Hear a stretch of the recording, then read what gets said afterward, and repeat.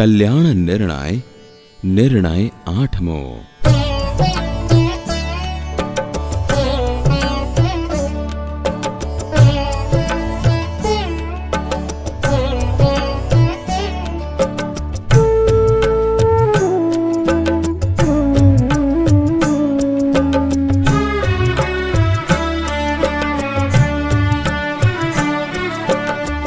मुक्त वचन एवा सांभळी वळी बोलिया करी हेत।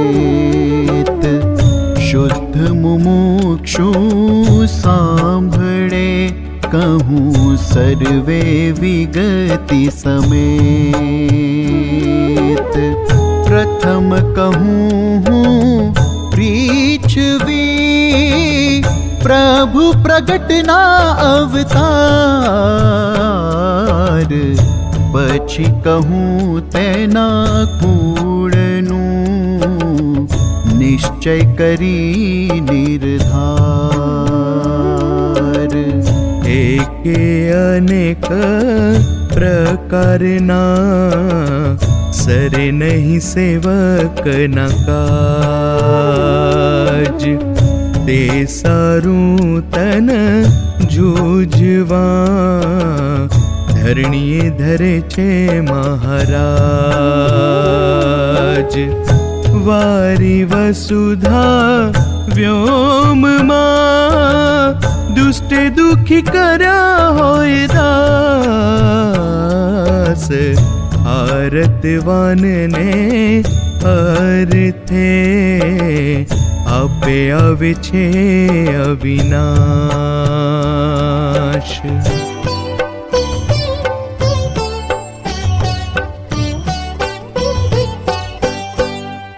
एक अवतार एक ने काज रे महर करी लिए छे महाराज रे।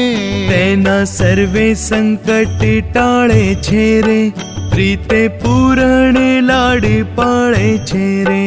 हेते हળી મળી તેહ સાથ રે નવતમ સુખ આપે તેને નાથ રે।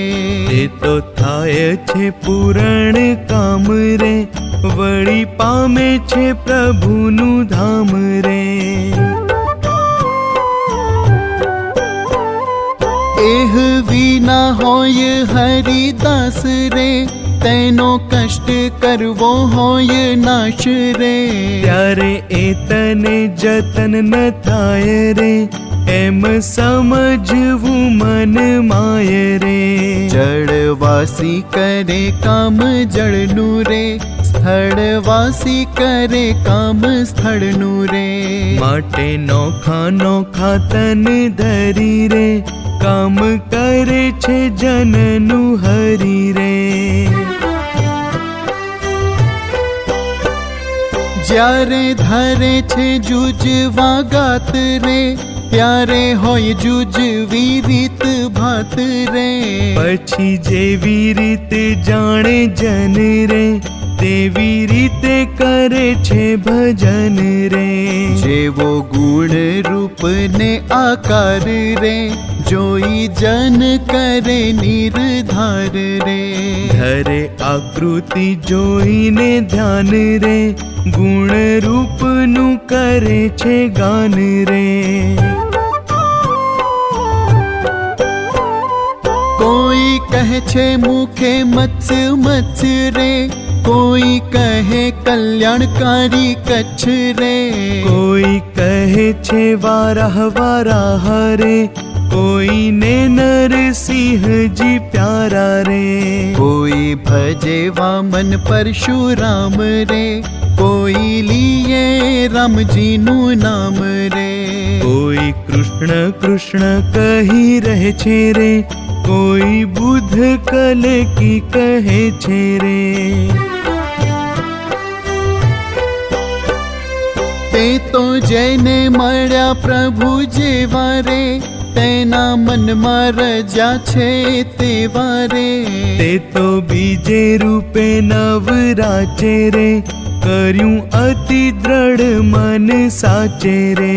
સહુને પોતાના ઈષ્ટ છે પ્યારા રે, તેના ગુણ આકાર લાગે સારા રે. એમ સહુએ માન્યું મન માઈ રે, પર ઈષ્ટની ન ગમે મોટાઈ રે. એમ જુજવી પડી છે વાત રે, તેનું સમજી લે સાક્ષાત રે. ઝાલી ટેક એક જો સઘળે રે, હવે કોઈ કેને ભેળું ન ભળે રે. અતિ મમતે બંધાણા મત રે, કહે છે એકબીજાનું અસત રે. એમ નિંદે છે એકને રે, હારી બેઠા હૈયે વિવેકને રે. હવે હરિવંશની વાત રે, તે પણ સાંભળજો મારા બ્રાત રે. 10-24 આદિ અપારી રે, જે ધર્યા હરિએ અવતાર રે. તેને મળ્યા જે જન ભાવે રે, તે સર્વે કલ્યાણકારી કવે રે. ખેડે રહ્યું તે કુળ કહેવાય રે, તેથી કલ્યાણ કે દિન થાય રે. કેશો ભક્ત કુળ 71 રે, તારે તેમાં નહીં કાંઈ ફેર રે. ત્યારે હરિ કુળ કેમ ન તારે રે, તે પણ કહું સુણો સહુ પ્યારે રે.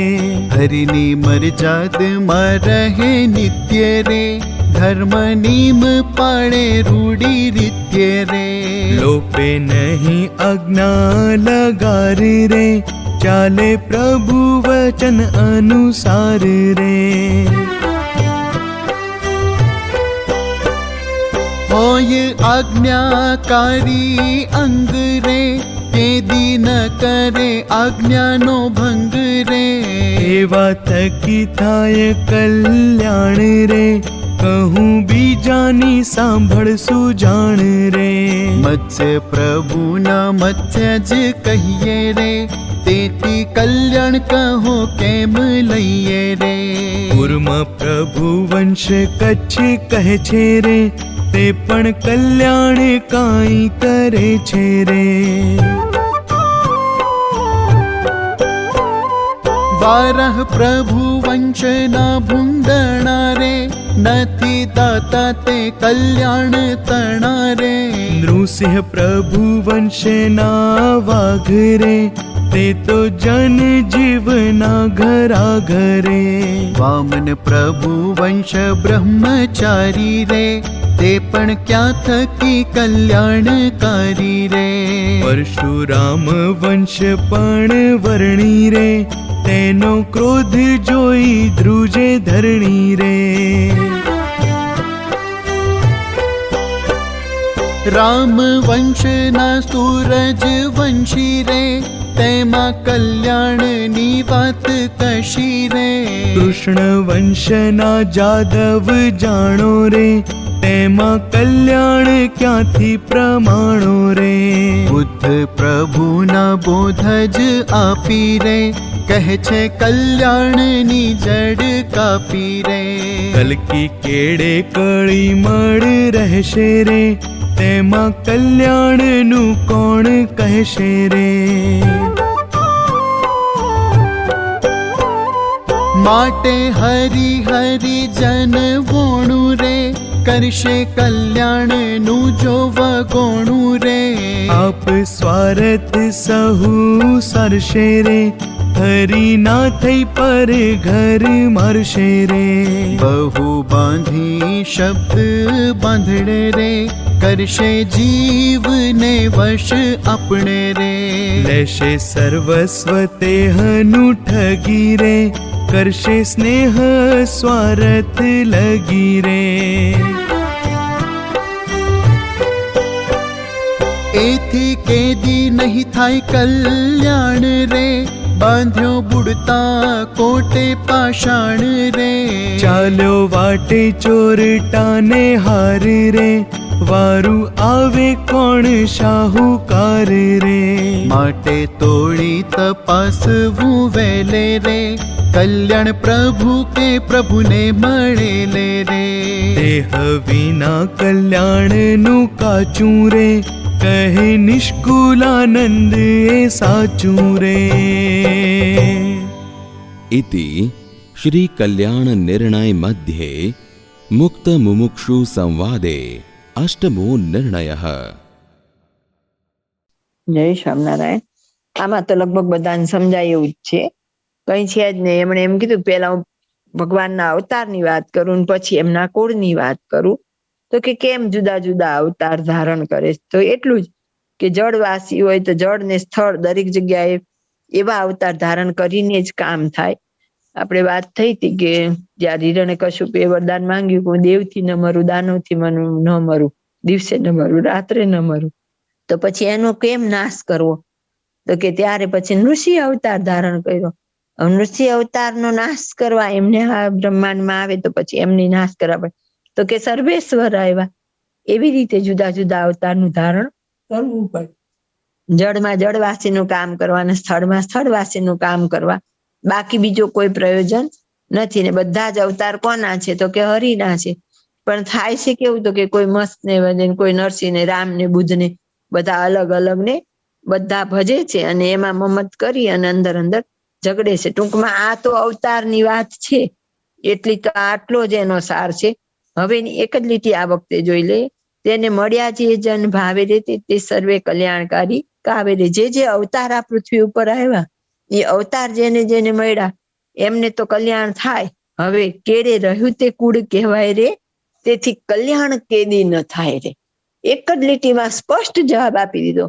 મહારાજ કે મહારાજના અવતાર જયારે જયારે બ્રહ્માંડ ઉપર પધારે અને હાજર હોય ત્યારે પામર, પતિત, અધમ ગમે તેવા જીવ હોય એનું કલ્યાણ સહજમાં એ લોકો કરી શકે. પણ એમની પાછળ જે કુળ રહી જાય તેથી કલ્યાણ કેદી ન થાય રે. ચોખ્ખા શબ્દમાં ના પાડી દીધી.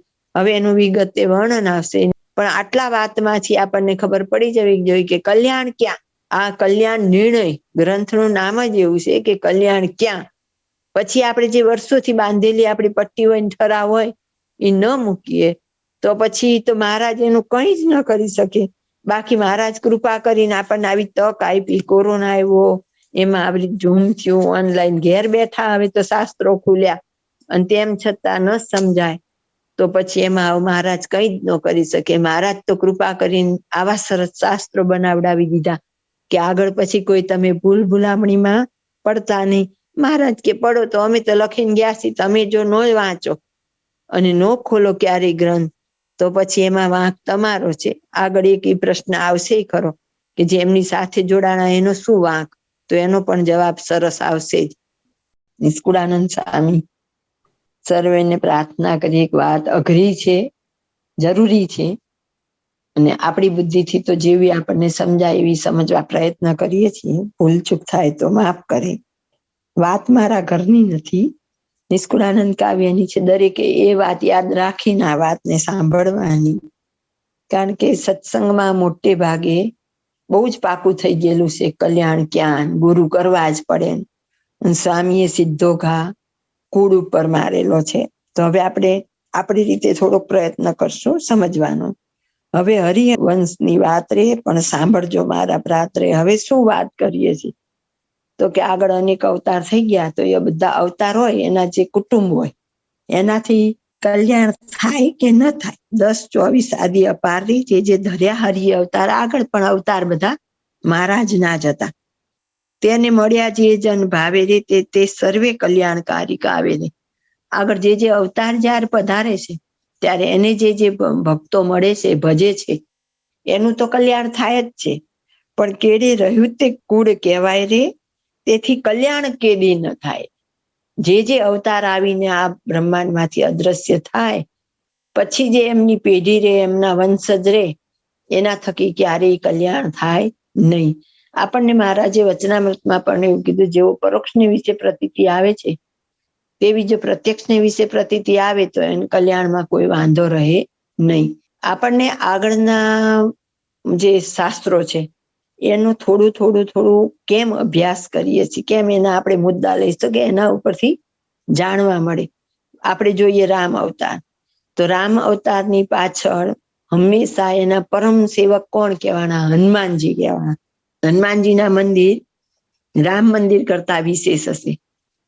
હનુમાનજીને માતાજીનો ભક્ત, સ્વામિનારાયણનો, ઘણા જૈનવાણીયા, ઘણા બધા, લગભગ બધા હનુમાનજીને માને. કદાચ રામને માનનાર એટલા નહીં હોય. તો રામ અવતારમાં શ્રેષ્ઠતા કોની બતાવી? તો કે એમના ઉત્તમ ભક્તની, કુળની નહીં. લવકુશનું મંદિર ક્યાંક હશે, આપણને ખબર નથી, નહીં હોય એવું, પણ બહુ રેર હશે. કદાચ આંગળીના વેઢે ગણાય એટલા હશે. જયારે હનુમાનજીના હશે એ આપણા આંકડા પણ ઓછા પડે એટલા મંદિર હશે. પછી જોઈએ કૃષ્ણ અવતાર. કૃષ્ણ અવતારમાં પણ કોના આપણે વખાણ સાંભળીએ? ગોપીઓના, ઉદ્ધવજીના, રાધિકાજીના. આ બધા જ એમના ભક્ત હતા. જયારે યદુકુળનું તો આપણે નાશ પોતે જ કરીને ગયા, અંદર મરાણા. પણ કદાચ નામ ગણીએ તો એમના સંતાનમાંથી મને તો કોઈ 5 નામે નથી ખબર, એક જ નામ ખબર છે, શ્યામ. બાકી એમના દીકરા કોણ હતા આપણને કોઈને ખબર નથી. તો મહારાજ આપણને આગળની જે પરોક્ષની અવતારની લીલાઓ છે એમાંથી શીખવાડે છે કે જ્યારે જે અવતાર આવે એના ઉત્તમ ભક્ત થઈ ગયા હોય, એ ભક્તના ભક્ત તમે બનો. એ ભક્તના જીવન ચરિત્રનો અભ્યાસ કરો. એના ઉપરથી તમે ભગવાનને મેળવવા કેવી રીતે તમારો પ્રયત્ન હોવો જોઈએ, ભગવાનને મેળવવા માટે શું જરૂરી છે, કે સાધકનું જીવન કેવું હોવું જોઈએ, એ બધું કોનામાંથી મળે? તો કે એના ભક્તના ચરિત્રમાંથી. એટલે ભગવાને ભગવાન અને ભગવાનના ભક્તના ચરિત્ર ગાવાની વાત કરેલી છે.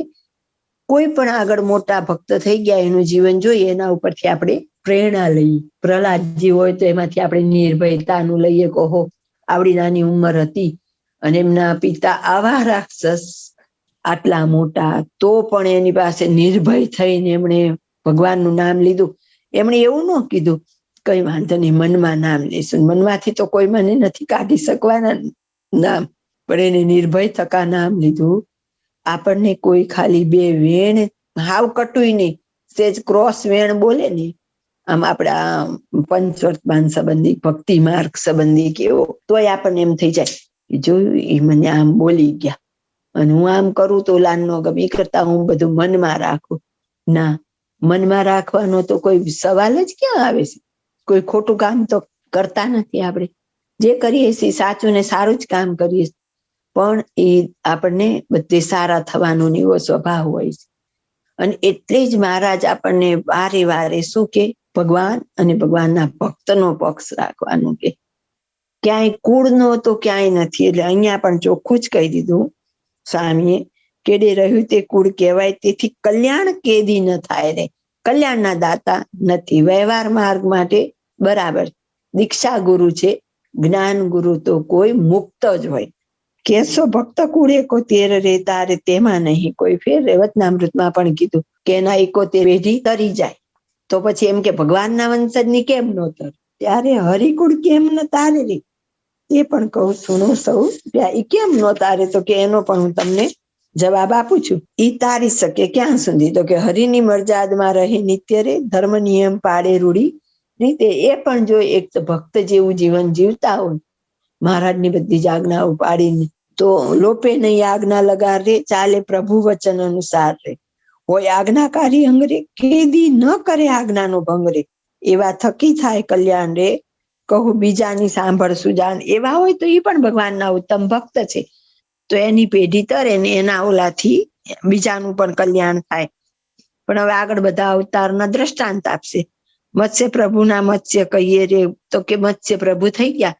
આજે જેટલી માછલી છે એ બધી મત્સ્ય અવતારના સંતાન જ છે. તો શું એનાથી કલ્યાણ થાય? કુર્મ પ્રભુ, તો કે એના જે કાચબા છે એ બધા એના વંશજ છે.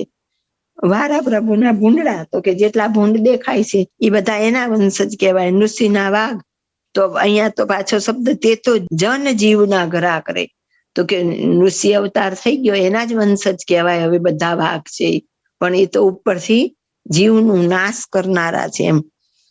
વામન પ્રભુ વંશી બ્રહ્મચારી રે, તે પણ ક્યાં થકી કલ્યાણકારી પરશુરામના વાણી. એટલે કે આગળ જે બધા થઈ ગયા એમના જે અત્યારે જેટલા બ્રહ્મચારી છે બધા વામન પ્રભુના વંશજ કહેવાય. તો આના ઉપરથી મૂળ કહેવાનો મતલબ સ્વામીનો એવો છે કે તમે આના ઉપરથી એટલું સમજી લો કે જો એ બધા અવતારના જે વંશજ છે એનાથી કલ્યાણ ન હોય તો પછી હરિના વંશજથી પણ કલ્યાણ ન હોય. આગળ ટૂંકમાં આપણને એવું કહેવા માંગે. એટલે હવે અહીં કે માટે હરિજન વણું રે કરશે કલ્યાણનું જો વગોણું રે. કોણ કલ્યાણ કરશે? તો કે હરિને હરિના જન. વારે વારે સ્વામી એક જ વાત સાબિત કરવા માંગે છે. કલ્યાણ કોની પાસે છે? તો કે હરિ અને હરિના જન પાસે છે. બીજા શું કરશે? તો કે એનું વગોણું એટલે કે ફજેતી કરશે મોક્ષના નામે. આપ સ્વાર્થ સૌ સારશે રે, હરિના થઈ પર ઘર મારશે રે. આ લીટી એટલી સૂક્ષ્મ ને સમજણ. આપ સ્વાર્થ પોતાના સ્વાર્થ માટે જે લોકો કામ કરશે, શું કરશે? હરિના થઈને પરઘર મારશે. પરઘર મારશે એટલે આપણે આપણા સામાન્ય જીવનમાં શું કહીએ, પતિવ્રતા નારી હોય એની પરપુરુષ સાથે એને સંબંધ હોય ત્યારે એને પરઘર મારેલું કહેવાય. એક જાતનું ટૂંકમાં વ્યભિચાર. બરાબર? તો એનો મતલબ શું? તો કે હશે મહારાજના, પાઘ આપેલી મહારાજની, સત્તા આપેલી મહારાજની, ગુણ કોના ગાશે? તો કે અનન્ય. આપણે ત્યાં નજરે જ જોઈએ છીએ કે એમના મોઢેથી દેવ દેવ દેવ જ નીકળે, મહારાજ નહીં. કંઈક પ્રાર્થના તો કે નરનારાયણ દેવના ચરણોમાં પ્રાર્થના કરશું, નરનારાયણ દેવના આશીર્વાદ, બધે પ્રધાનપણું એનું જ. પણ આવડા મોટા મહારાજ છે, આ બધું આપનારા મહારાજ છે, એ નહીં. બસ પોતાની ગાદી ચલાવે. એટલે આગળ કહી દીધું ને, આપ સ્વાર્થ સાધવા સારું, હરિના થઈ પર ઘર મારશે રે. અને આખા સમાજને એમાં જોડે. વચનામૃતમાંથી એના શબ્દો ગોતી ગોતી પ્રમાણ આપશે ને. પણ ક્યાં જવાનું છે? સ્વામિનારાયણ નું નામ લો. એક સમય કદાચ આપણી એવી ગેરસમજ હોય કે બંને એક જ છે, તો સ્વામિનારાયણ નામ લો. આ તો કીર્તનમાંય નરનારાયણ ઘૂસી જાય, ધૂનમાંય ઘૂસી જાય, ને કેટલાય તો માળાય કરે. ત્યારે તો આપણે વિચાર કરીએ કે સ્વામિનારાયણ નું નામ લેવાનું છે, અક્ષરધામમાં જવાનું, મૂર્તિમાં જવાનું કે બદ્રિકાશ્રમ. પણ આપણને શાસ્ત્ર કે આપણે શું કરીએ છીએ? શાસ્ત્રને ઊંડાણપૂર્વક સમજવાનો પ્રયત્ન જ નથી કરતા. ક્યારેય શાસ્ત્ર પકડતા નથી. પકડીએ તો પણ આપણી બાંધેલી જે બધી આમ હોય છે ને, બધી ગાંઠો, એ બધી છોડવા જ તૈયાર નથી. પાછા સાંભળીને પાછા હમણાં તો થોડી વાર થાય ને ત્યાં પાછા જ્યાં હોઈએ ને ત્યાં આવીને ઉભા રહીએ. જે રટણ હોય ને લોલા લોલ, એમાં એક રસ થઈ જ જઈએ ને. શાસ્ત્ર તો ગમે એટલું બોલતા રે, વચનામૃત તો ખુદ મહારાજના શબ્દો છે, તોય આપણે એને ક્યાં ગણકારીએ? મહારાજ કેટલું બધું આપણને આમ પાથીએ તેલ પીરુસ, કોનો સંગ કરજો, કોનો ન કરશો, કોની જોડે બેસજો, શું કરજો. પણ બધું સમય આવે ને ત્યારે તો સાઈડ જ થઈ જતું હોય. અને એટલે જ કલ્યાણનું કાચું રહી જાય. બહુ બાંધી શબ્દ બાંધણી રે કરશે જીવને વસ આપણે રે. તો કે સરસ સરસ શબ્દો શીખી રાખશે, થોડુંક ટ્રેનિંગ લઈ, અને લોકોને વશ કરશે. એમ લેશે સર્વસ્વ તેનું ઠગી રે, કરશે સ્નેહ સ્વાર્થ લગી રે. તો કે શું કરશે? સારી સારી વાતો કરી અને લોકો પાસેથી એનું સર્વસ્વ શું? તો કે ધન તો લેશે, તન લેશે સેવામાં, પણ એનું પુણ્ય પણ જાય છે એમાં. તો પછી એમ, અને જ્યાં સુધી સ્વાર્થ હશે ત્યાં સુધી સ્નેહ કરશે. એથી કેદી નહીં થાય કલ્યાણ રે, બાંધ્યો બુડતા કોટે પાષાણ રે. ક્યારેય કલ્યાણ તો નહીં જ થાય એમનાથી. પણ એક તો ડૂબતો જ, તો જીવ તો માયામાં ડૂબેલો હતો જ, અને પાછો એને શું કર્યું? તો કે એના ડોકે મોટા પથ્થર બાંધ્યા, હારી પેટ ડૂબે એમ. ચાલ્યો વાટે ચોરટા ને હારે ઓરું, આવે કોણ સાવકાર?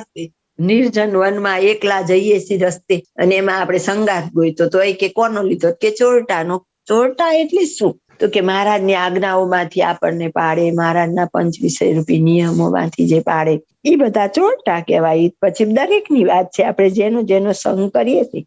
બાપાશ્રીએ કીધું કે જે પંચવર્તમાનની આજ્ઞા લોકવા સંબંધી વાત કરે અને પોતે મુક્ત કેવડાવતા હોય તો પણ એની વાત ન સાંભળવી. બાપાશ્રીએ આપણને એવું કીધું, પ્રશ્ન પૂછ્યો કે આજ્ઞા લોકતા હોય એના મુખથી વાત સાંભળવાથી આપણી બુદ્ધિ ભ્રષ્ટ થાય? તો બાપાશ્રી હા પાડી. જો આપણને જ્ઞાન ન થાય એમ નથી, ઉપરથી બુદ્ધિ ભ્રષ્ટ થઈ જાય શબ્દ. એનો મતલબ શું? કે તો કોઈ કાળે એવાના મુખની વાણી સંભળાય નહીં કે જે આજ્ઞા ન પાડતા હોય, પણ સમય આવે ત્યારે આપણે બધું જતું રહે સાઈડમાં.